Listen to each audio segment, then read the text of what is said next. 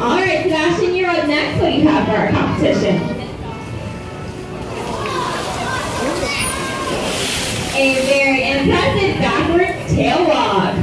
All right, Cosmo, last but not least, what do you have in store for us?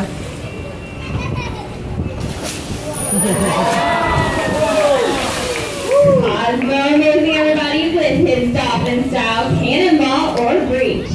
Alright guys, it is now time for you to cast your vote for your favorite stars. If there are any fans of the adorable 2.5-year-old Chopper and his spouse, let's make some noise for Chopper. Sounds like he's got a few fans out there. But what did you guys think of his dad Sebastian and that tail walk? Alright, pretty close one so far. But finally, what about Cosmo and his cannonball?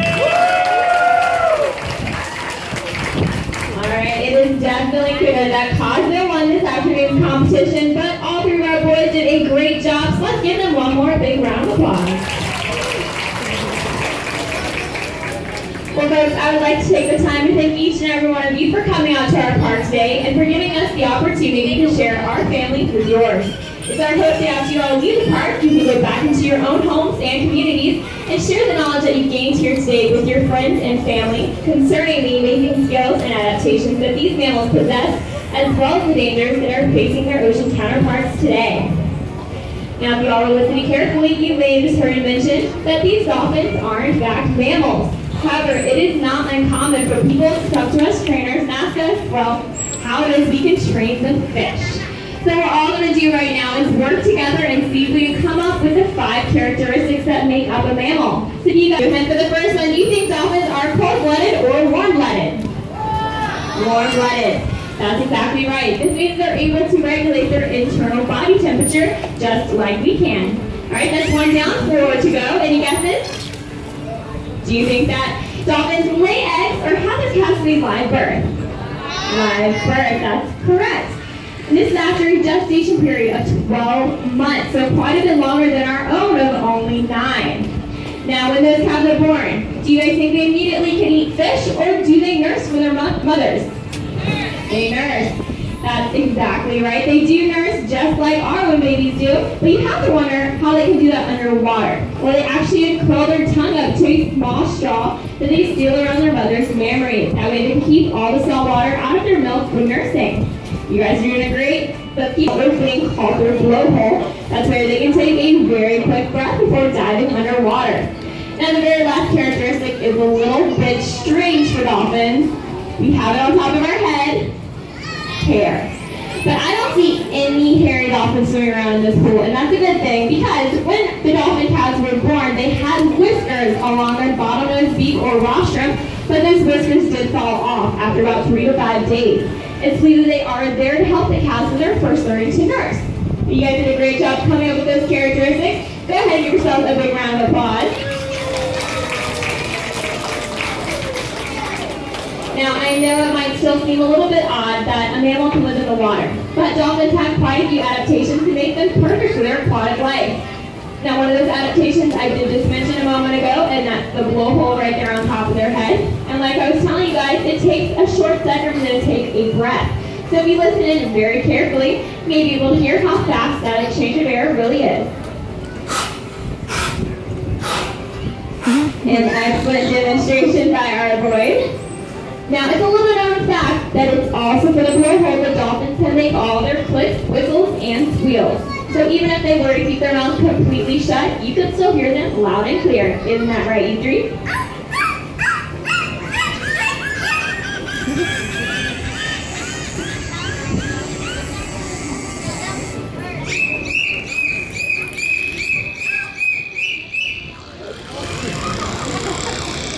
Let's give our stars a hand for that beautiful song. Now, of course, in talking about the adaptations that dolphins have for life in the water, we can't forget to take a look at the 5 fins located around their body. Starting out first with the dorsal fin, right there on top of their back. Now, believe it or not, this fin doesn't have any bone in it, but it's actually made up of a connective tissue similar to what we have in our nose and ears. The dolphins will use this fin to stabilize their bodies as they swim through the water at speeds of up to 18 to 20 miles per hour. Dolphin making his way around the pool to show off how fast he can go. An excellent demonstration by Chopper. Now moving down to the sides of our dolphin's bodies, you're going to find their two pectoral flippers. Now the reason I call these flippers and not fins is because they do have bones in them. So you're going to take an X-ray, you can see 5 bony digits, just like what we have in our very own hands. And it looks like Sebastian's waving hello using his pectoral flippers, but they'll also use those for making those lightning quick stops and sudden turns the dolphins are so good at. Now, of course, we can't forget about that powerful tail starting the entire body, called their pudendal muscle.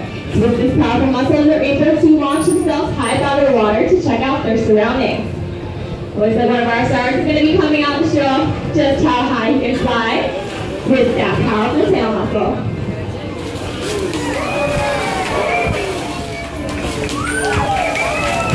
Let's give it up for Sebastian and Chopper.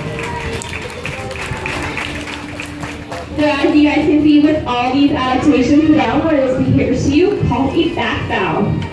Now in the beginning stages of training any behavior with our animals, we do first start out with a very simple step known as a hand target. You guys just saw Chopper demonstrating that step there in the center of the pool.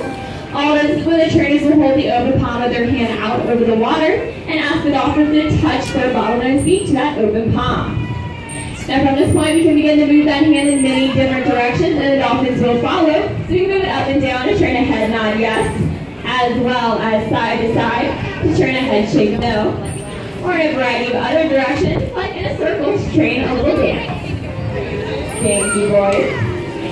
Now that our dolphins have learned to touch and follow this hand target, we can begin. It's right there, but here he comes out in the center of the pool. Looks like we're going to give that another go.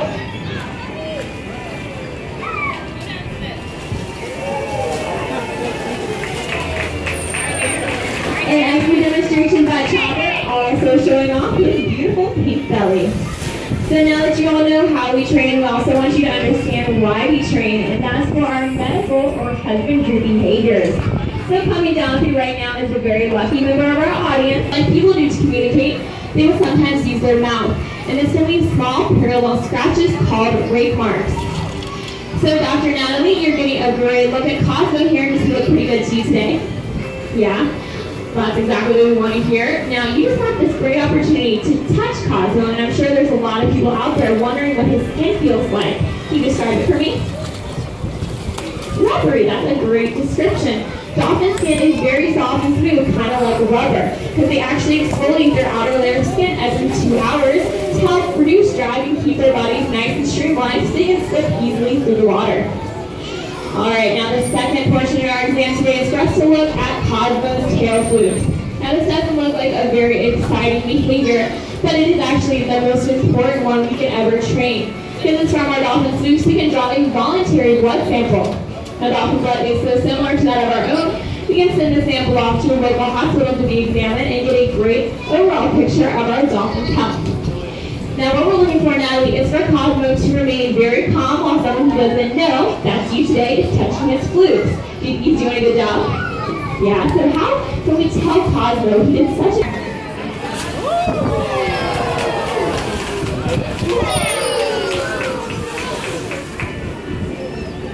Well, folks, as you all can see, the health and well-being of our dolphins is the primary focus of the trainers here at the Gulfarium. Not only for our resident animals, but also for their ocean counterparts. Now, although bottlenose dolphins are not yet listed as endangered, they do suffer from many negative interactions with people.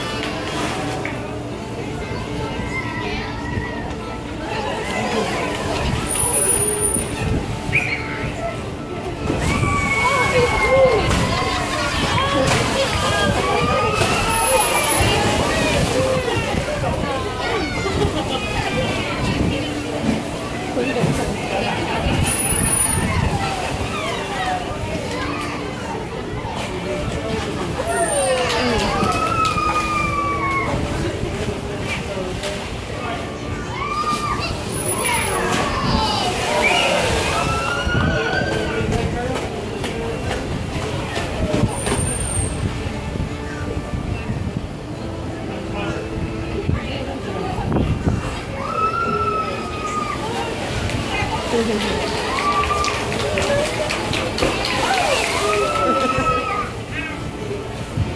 and gentlemen, let's give it up one more time for our Atlantic Colorado Dolphin.